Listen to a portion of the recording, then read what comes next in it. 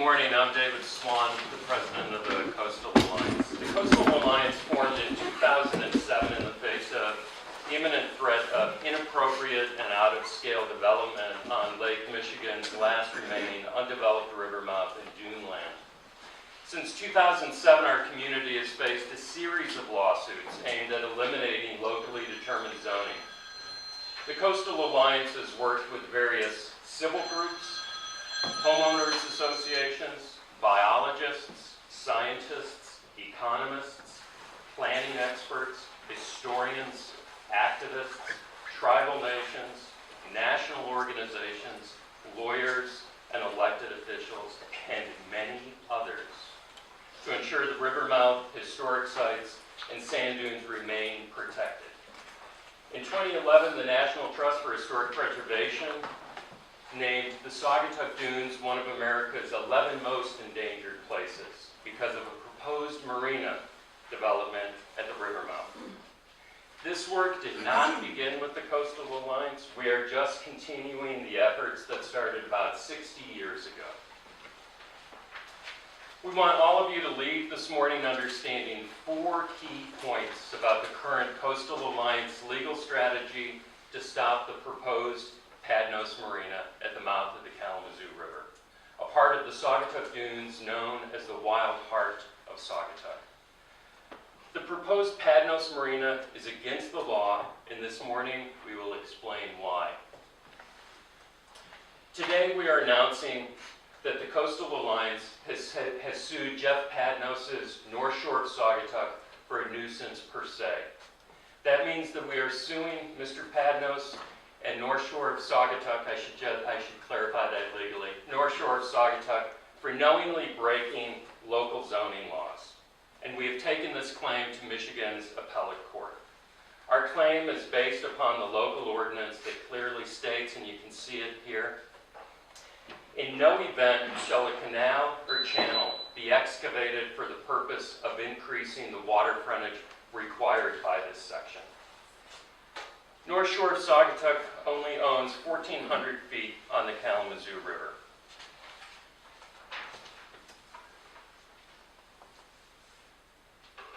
There it is. Local zoning requires 150-foot lots. So only 9 lots are permitted with that 1,400-foot section North Shore owns. These lots, according to zoning, are allowed 1 dock and 2 slips, about 18 boats. In essence, about 1,450 feet of boats. 18 boats, 80 feet long, and that's a very long boat. That is the density of boats our community feels is safe. However, North Shore of Saugatuck is proposing to excavate a trench that abuts, and that's a very key phrase, abuts the Kalamazoo River. It's not an extension of the river. It is a boat basin that abuts the river. 200 front feet abuts the river. A trench 1,600 feet long, 200 feet wide, 18 feet deep. A trench that would add 3,400 feet to the Padnos water frontage, and a total of about 50 slips and docks for boats that would be as large as 120 feet long, according to the developer. That is potentially 6,000 feet of boats. If you stretch 120-foot boats, 50 boats, 120 feet long, end over end. More than 1 mile of boats stretched end to end. The proposed Padnos Marina is against local zoning laws that were written to protect residents and visitors from having too many boats competing for space on the water. That is why several commercial passenger vessels, vessels that require Coast Guard certification, vessels that require a special license, have joined our appeal to the appellate court. Thank you. Adding 3 times the legal limit of boats at any point along our river is unsafe and against local zoning. So number 2 out of the 4 points. The Coastal Alliance and 2 federally recognized tribal nations, the Gun Lake Tribe of the Pottawatomie and the Huron Band of the Potawatomie, have appealed the DEQ decision to permit the proposed Padnos Trench. Our claims are based upon the state law that clearly states sand dune mining means the removal of sand from sand dune areas for commercial or industrial purposes or both. Sand dune mining or the removal of sand for commercial purposes within Michigan's critical dune boundary was prohibited in 1998. North Shore of Saugatuck wants to remove 200,000 tons of sand. That represents 20% of the annual amount of sand Michigan allows to be mined from those facilities that were grandfathered when Michigan banned sand dune mining in 1998. You heard that right. Sand dune mining was banned, but it still goes on. We wonder how many dune lovers are aware of that. However, no one who wasn't already mining sand in 1998 can mine it now. So what does 200,000 tons of sand look like if it were suddenly to appear outside your front door one morning? Well, picture 20,000 dump trucks, or a football field 90 feet tall. That's staggering. A football field 90 feet tall. That is what 200,000 tons of sand represents. Our appeal is also based upon state laws that protect our natural resources, such as the Kalamazoo River lake sturgeon and the globally imperiled interdunal wetlands.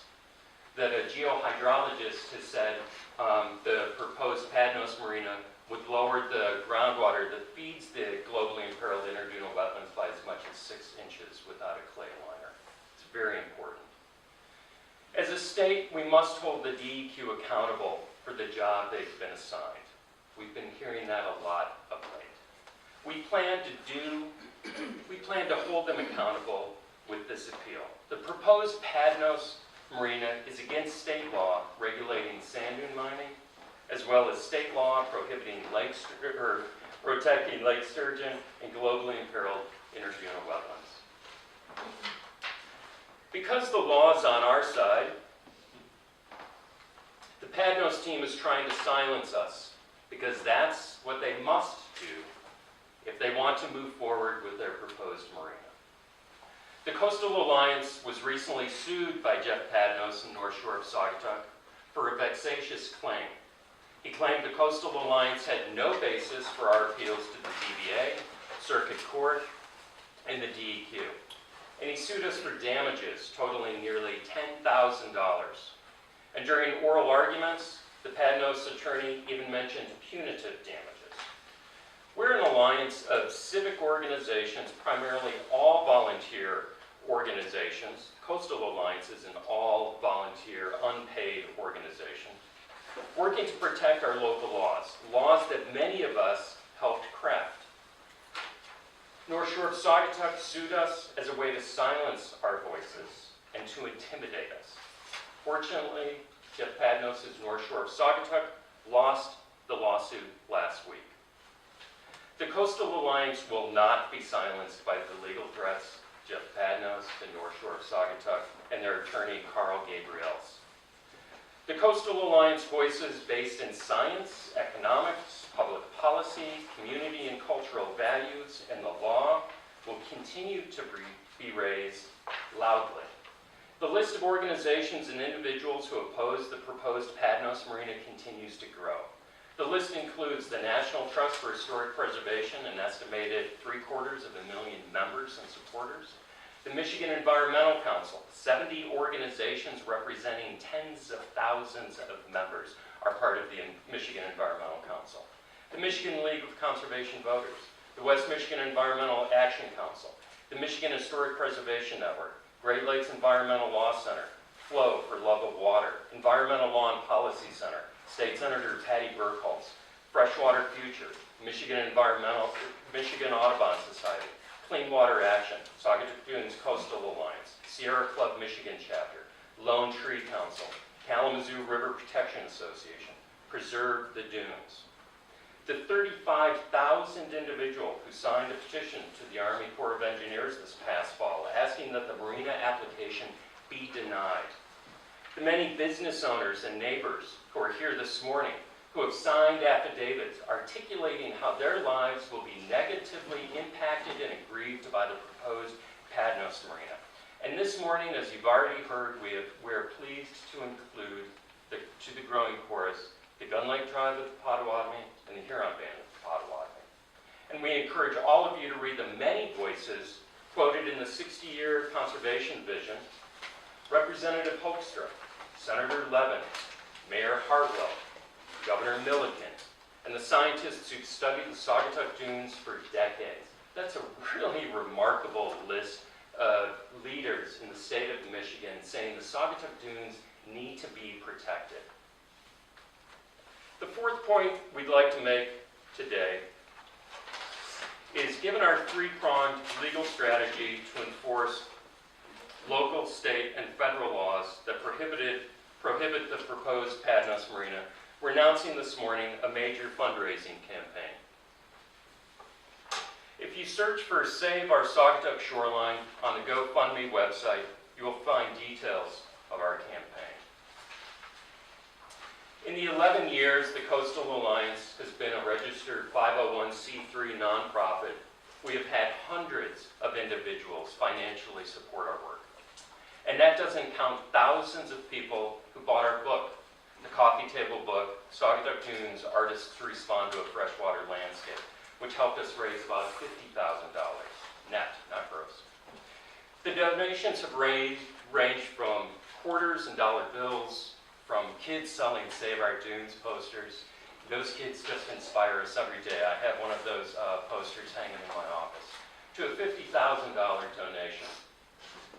We're confident that our community's support to raise the money we need to continue our legal strategy to enforce local, state, and federal laws. Together we can and we will stop the proposed Padnos Marina that is obviously prohibited by local, state, and federal laws. Thank you again for coming out on such a lovely April morning. As T.S. Eliot likes to remind us, April is the coolest month. Questions? I have one. Sure. In your opinion, given all this, why does the DEQ do what it does?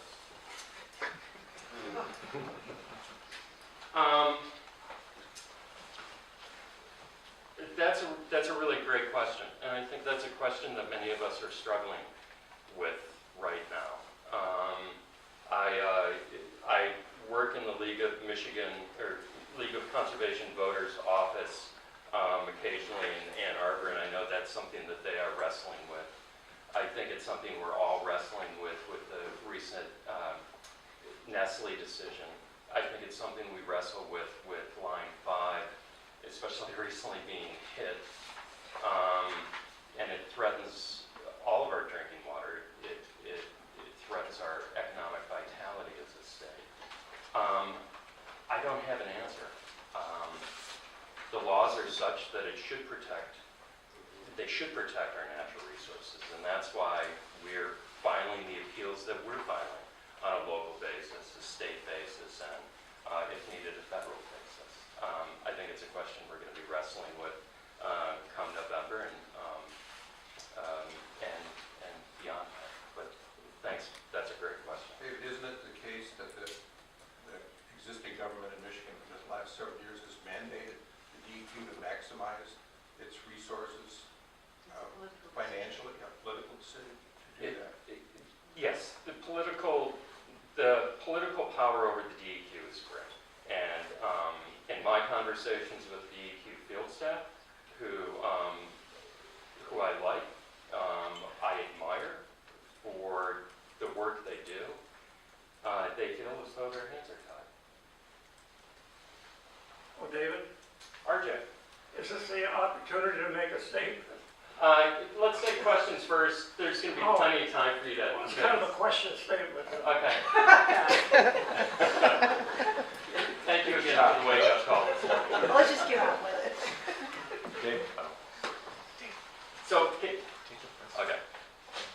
You guys have appealed the Marina decision several times. What makes this one different? So, I'll try and make this as simple because it can be very complex, and I have a tendency to make things complex. The Planning Commission gave a preliminary approval We appealed that to the Zoning Board of Appeals as well as to Circuit Court. And we did that concurrently because local laws are not that clear. So we wanted to make sure that we were not timed out, so we did both appeals. The ZBA, looking at past decisions, said we did not have standing. In 2012 and 2013, we appealed the proposed road that cut the globally imperiled interhuman wetlands in half. Because of that appeal, as a side note, the DEQ required the property owner to place that land into a legally binding conservation easement. And now the Padnos geohydrologist has stated that, in fact, dredging the proposed boat basin will lower the water table 6 inches. So all of our science that we've been saying for nearly 10 years now, that it will impact the globally imperiled interhuman wetlands, will impact the globally imperiled interhuman wetlands.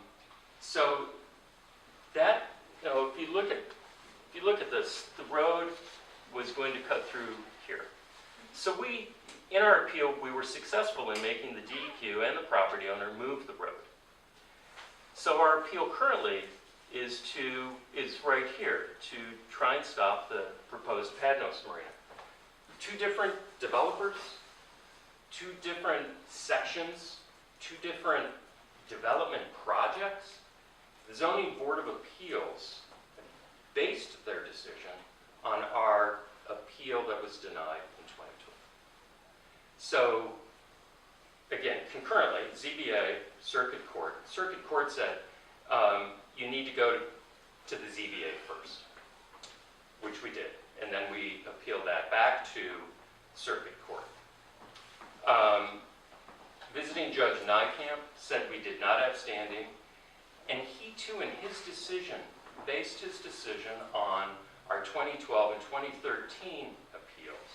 And he even said, your appeal currently is very similar to your attempt to stop the marina previously. Issue with that? There was no marina before. Aubrey Kerr McClendon, one of America's largest landowners, knew full well that local, state, and federal laws would prohibit him from doing that. He never tried to build a marina. He floated the idea. In fact, he even tried to sell lots that were on the market for 3 years. He didn't sell a single solitary one, so he had to flip the property. He's a smart guy. He knew that that marina would not get developed. Well, Judge Nykamp said he conflated the two. So we are appealing his decision to the appellate court. So, as I said, it's very complex. The laws are complex.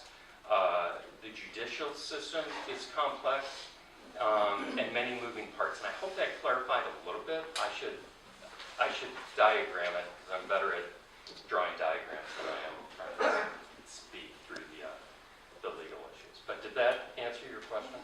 Yeah, what do you think the outcome of this appeal will be? Based on I'm an optimistic, wise land use activist. So I'm always optimistic that a judge is going to say, of course you have standing. Of course the property owner who has owned land here since the 50s, and the proposal is to put the 90-foot tall football field 250 feet away from the Ely cottage. If you stretch out the 3,400 feet of the proposed marina, it wraps to about here. And if you line up all those boats, it certainly wraps to the Beeley cottage.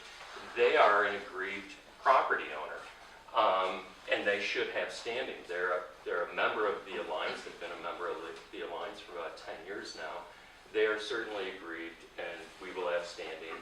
And any judge who looks at them will recognize that, unfortunately for the developer, they can't build the marina.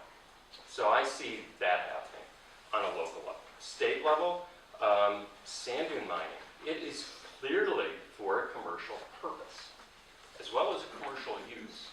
2 different words, use, purpose. The word purpose is in is in the law.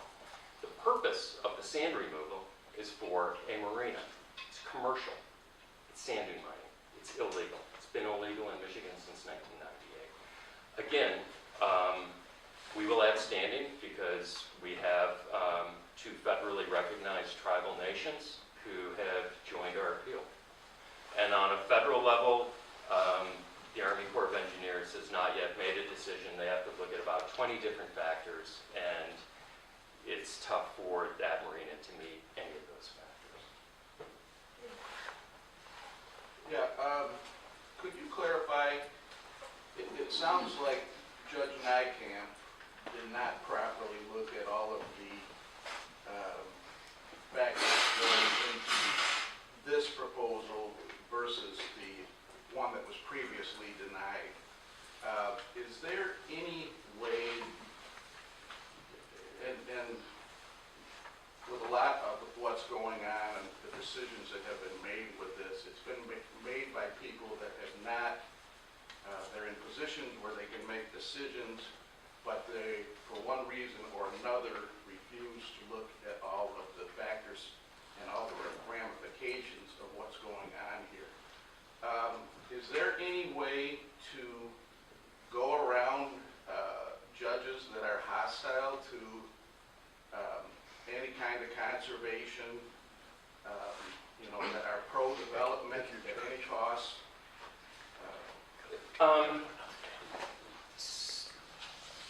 So I would say that most elected and appointed officials, I always feel, are trying to do the right thing for the community. And fortunately, in Michigan, we're given an opportunity to appeal a judge's decision. So we will go before the appellate court, and I trust that based on the merits, based on how our members will be agreed, that we will be given standing and that the merits of the case will be looked at. The appellate court is a panel of 3 judges, and that we will have a fair hearing and they will make the right decision for our community. Scott? Hi, David. It's pretty easy to conflate some of the processes here because it's been so Byzantine. My understanding was that Judge Nykamp declined to grant standing on the Planning Commission's final approval for the site plan or whatever. This was maybe in January or so. That came down, and at the time, I believe, I thought, at least from my writer in Allegan County, that there was a request for damages at that time that was, so they did deny standing, but he also denied the damages. Has there been a separate suit that was lost Yes. last week? Yes. Okay, So, okay. Thanks Well, for clarifying. yeah, thanks for the opportunity. That's what I Yeah. wanted. Yeah, so North Shore of Saugatuck, represented by Carl Gabriel Sapollen, asked for damages and claimed that our appeal was vexatious, And I can't frivolous. Yeah. And I can't quickly deny that. And I would say the judge last week quickly denied it. Who was the judge? The new judge. Kangas, Roberts Oh, Kangas. Kangas, yeah, the former prosecutor. Sure, okay. Thanks for clarifying that. Others? When I talked to the developer about this, he seems to believe that there's a very small amount of people who are opposed to this development. What would your response to that be? Doubled over laughter. Just say no, people that are- 35,000. So,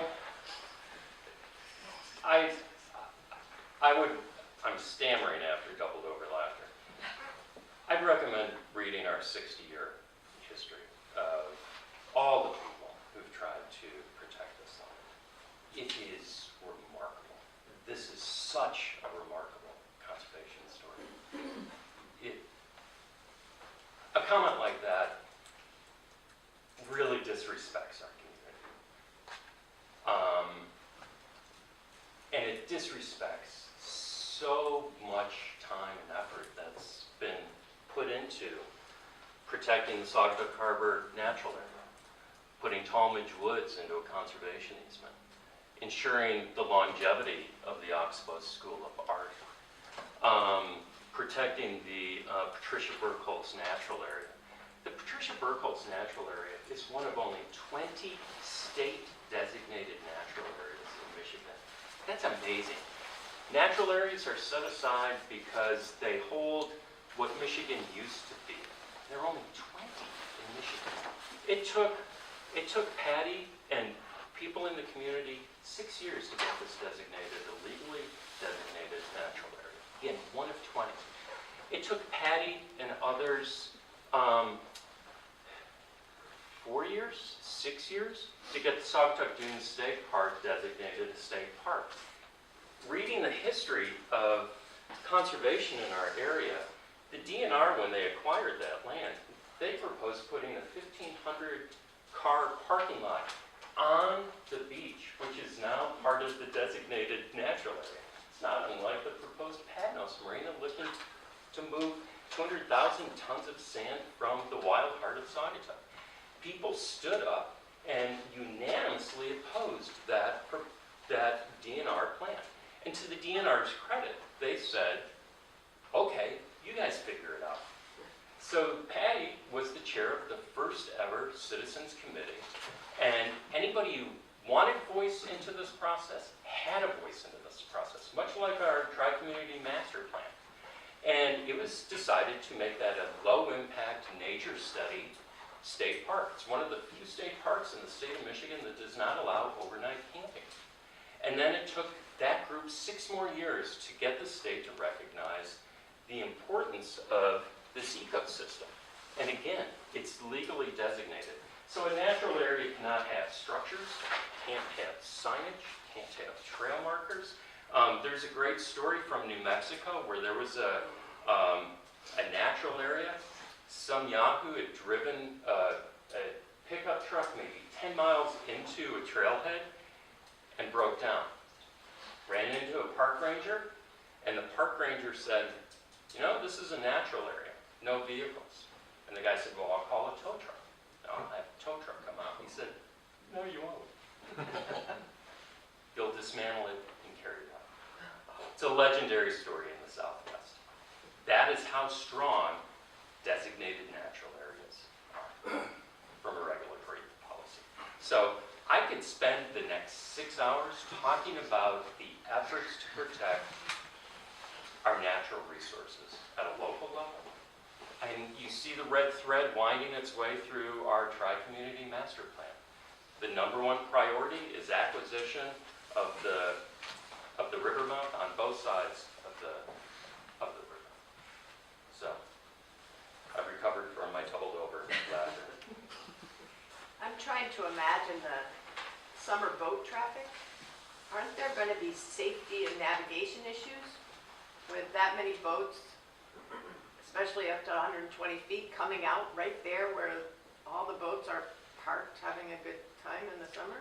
Yes, and that's why we have 3 people who own businesses in the Saugatuck area who've signed affidavits to our appeal stating how dangerous it would be to allow the proposed marina to go forward.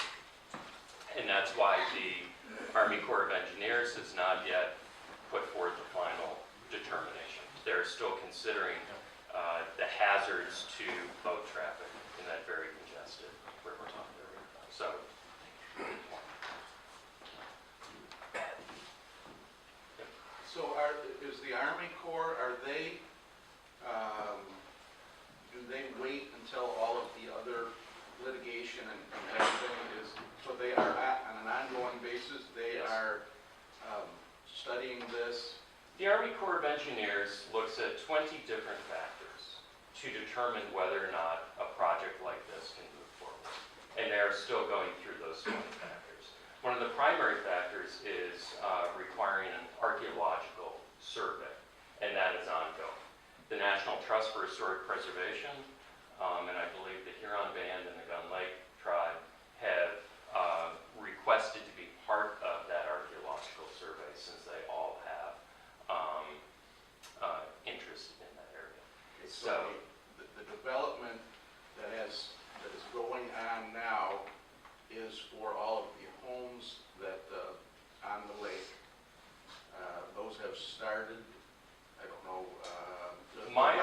sold, and then, but as far as the marina goes, and Well, to clarify, I would say lots, I would not say homes. My understanding is that no lots have yet been sold, but I might be wrong about that. The realtors with whom I talked to in the area have said that no lots have yet been sold. So the movement of sand is part of the archaeological survey, from what I understand, and probably preparing the road as well. How much weight does the DEQ decision influence the Army Corps of Engineers, if any? It does not. Local zoning, however, does. So if the marina is prohibited by local zoning, the Army Corps will not allow it. It's a really important point that we keep making to the Army Corps. Yeah, my understanding is the Township Planning Commission, both in the preliminary and the final approval for the projects, looked at section 40-910, in no event. But there's a subsequent section that in the same, within the same section that says, make some exception, including in the case of a PUD. So perhaps they would have some discretionary power. My understanding is that with the advice of their counsel, Scott Smith, that they said, okay, the in no event in this case is exempted or rolled off the table. Is this just a different legal interpretation, or will this also be argued that that is just a wrong interpretation? This is another great point. I mean, it's a legal point, different Absolutely. opinions. Yeah. So it's also a planning commission point. So if you recall, Joe Malakis went on the record, and it's in the minutes of the April 2017 meeting, and he said, I disagree with the township attorney's interpretation of this. Joe helped write that. He knows the intent. He also voted for it. He did. Yeah. But he also went on record and said, I disagree. Joe also recognized that he recognized he was not going to change his planning commission members' minds. So he did vote for it. But again, looking at the rule of law, we know the intent that Joe was trying to make, to create an anti-funneling ordinance. I would also say that you and I are going to get a little wonky here. Yeah, I'm sorry. We can talk about Bring out the wonkiness in me. So the section that Scott is referencing says to the greatest extent, the Planning Commission should try and enforce the requirements of the preceding 10 points. It says requirements. The preceding 10 are all standards.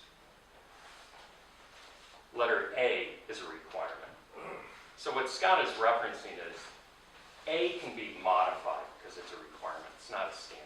And I'm sorry, this is way too wonky early in the morning. You and I can talk. Let's go into it later. We can continue talking for hours about that. But the point being, the person in the Planning Commission who was on the Planning Commission for 30 years and only missed 3 meetings, who was fired by this township council, which is being recalled, I might add, said that he knew the intent and he disagreed with the attorney's interpretation. I think that's very important. Yeah. About anti-funneling, this isn't a new term, and all around the Great Lakes, whether it's Wisconsin, Illinois, Michigan, anti-funneling is just that. You're not allowed to, whether it's in our own area, it was denied, and the interpretation remained the same. Whether it was Kingfisher Cove, you can't, that is a violation of the anti-funneling ordinances that have been in effect since the 80s. So when you're digging out and creating, and I just don't know how this got past Steve Cushion, I'm naming names, his interpretation that said, oh no, this isn't funneling, when in fact, it is exactly what they did. It is exactly what's been denied all the way around the Great Lakes. So how is it that everyone around the Great Lakes understands what anti-funneling means, except for Saugatuck Township? How could they possibly interpret the ordinance differently than everyone else in Wisconsin, Illinois, and Michigan? We are a unique state. And to your point, rather than a snarky response from me, I think it's a very complicated plan. It had changed almost every month leading up to the April 2007 decision by the Planning Commission. A couple really important notes. Greg Wycamp of Edgewater Resources, who is the marina consultant, incorrectly stated the amount of frontage the North Shore of Saugatuck has. In one meeting, he stated 4,000. I think that was the February meeting. In March, he stated 3,000. In fact, they only own 1,400 feet of Kalamazoo frontage. So it was very confusing to the Planning Commission. And I don't think they were actually given a lot of time. I spent countless hours reading this ordinance. It is really complicated. Scott and I can argue for hours about whether or not Section 910I references requirements or standards. What are standards? The planning commissioners, I don't think, spent sufficient time to say, we're hitting a pause button and we're getting this right. And also, the planning chair, to remind everybody, the planning chair, Joe Malakis, requested additional legal advice. It's what they got under McClendon. They were denied that. I can only assume that it's because of the fear of what had previously happened and the expense to it, that they just pushed this through, given that Malakis had an objection that was valid, but not thinking about it from a financial perspective. Would you agree that that's had something to do with this push forward rather than tabling? And it would seem that there's so many cases for anti-funneling that could have been proven. I guess I don't want to speculate what the planning commissioners Was thinking. I want to look at the law. Well, I and just I'm- feel like we wouldn't even be here right now had it not been for that misguided decision to interpret ours differently than the rest of the Great Lakes boundary. I have a question on that, a comment and a question. Yep. My comment is many of the questions being asked are reminding me it matters who you vote for. And my question is, do you stand to profit professionally or personally in any way if this project does not go forward? That's a great question. The Coastal Alliance is an all-volunteer organization. We've been in existence for 11 years, and no one has pulled us out. So, aesthetically, I would, and from a community values perspective, I would benefit greatly, as would everyone in this room. Financially, I would not, as opposed to the developer who would, with the marina development, who would make it tidy some of the money. Oh, Dan? Or question or comment? I'm not going to make a statement. I'm going to put everything in the form of a question. Jeopardy. We're Jeopardy back, stoned to death here. I'm not going to say anything does everybody here realize that recently this Saugatuck Harbor was voted one of the top 25 boating destinations in the United States? I mean, that's one thing, which tells you something about the town.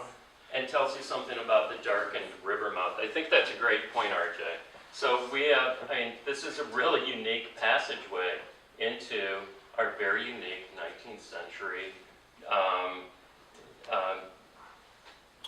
tourist destination. This is a really unique boating experience. Okay, So- another question. Do I'm you not realize paying that, do you realize that this community, and I just finished my stint on the Waterways Commission, is a harbor town similar to a lot of other towns around Lake Michigan. And we have a 100-day economy. Yep. And I think everybody that's in business around here sees it loud and clear, and also the fact that, in other words, you gotta recognize who we are. But anyway, all of these questions like are coming up here at this meeting, you gotta understand what we're trying to do and what kind of community. So let me answer what, thank you. Let me answer what I think RJ is getting at, which is, this is a harbor town. And we're very unique. And to pull a marina here, away from here, where we've invested in shops. Could you do left-handed and go to the other side? Yeah. You never see anything over here. Sorry, you didn't see my back. There you go. So we've invested in businesses, homes.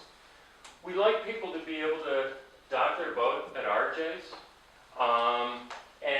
or Mike Johnson, who signed an affidavit on our behalf, to park their boats, get off their boat, and walk in our downtowns, visit our shops, have a bite to eat, have a Michigan craft beer, hang out, or take a chain ferry and walk around here and take a look at our $20 million investment in the Saugatuck Harbor Natural Area. So I agree 100% with RJ that we do need to protect this.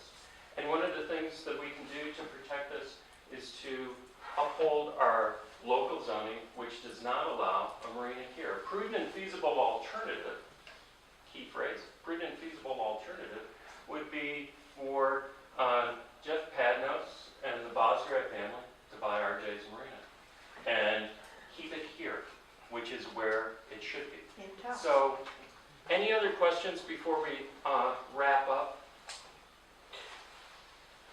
Speaking of extinction, what, if the marina was to be built, what animals could possibly go extinct from our area? Yeah, Not necessarily extinct. sure. So, the Gun Lake Tribe runs the Sturgeon Restoration Project. And one of the real concerns they have is with how the marina will impact the lake sturgeon, an endangered species. They worry about the heating up of the water that will come out here. They worry about being sucked into the pump system that's being proposed for circulating the water and, that will otherwise become stagnant. They also worry about the boat traffic. So that's one of the primary. I got one last question. RJ? I have a question. No, out of here. Ask the question. No, I was leading up to the point, we do, at the end of the day, we do have to recognize whether we do or do not have a profitable economy. What And I is just your want you to know- question? What's that? What is your question? The question is asked, what do you understand? We do. We do. Yeah, Thank you. Okay, And good. that's, and we've Then- chosen differently than you. Yeah. Now, the thing that's Are you disheartening, gonna profit? oh, that's Let's- okay, one more word. Let us take this up. After. Okay, Thank you. because I got some. You can stick around, RJ, this is a press conference. Thank you. Okay. Any other questions from the press? Could we grab you for interviews after we were Yes. Yep, and I want to be mindful of your time. And the hike. Yeah, Laura, yeah. My question was, is that red wine in this cup? Oh, Is there concern for, during construction or even just after?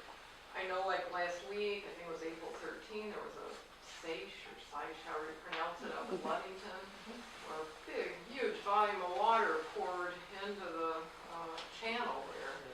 And, and what happened up in Manistee when they had a similar kind of project that there was a big storm during construction and all that sand just, came back towards the houses on the beach. And how would that, if something like that happens, how would that affect the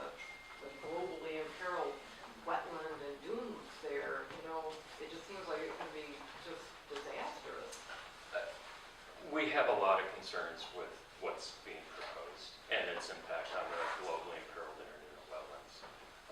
And we know the DEQ has had concerns, the Army Corps has had concerns, the scientists who've studied the internumerable wetlands for over 20 years have concerns, the EPA has concerns, Fish and Wildlife has concerns.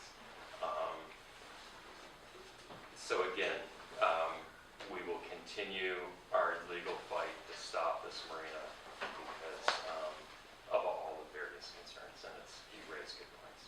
Larry, and then Okay, yeah, I know the DEQ decision is appealable, and I think is being appealed. It is. Is the Corps' decision appealable? They haven't made one. it is appealable, and they have not yet made the decision. But if you know. So just to wrap up, because I think you make a good point. So 4 key points. Number 1, we are appealing local zoning to the appellate court.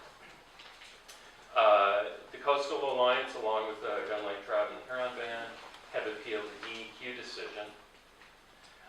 We are waiting for an Army Corps decision. We won in court last week when Jeff Padnos' North Shore of Saugatuck Development Company sued us for a vexatious claim.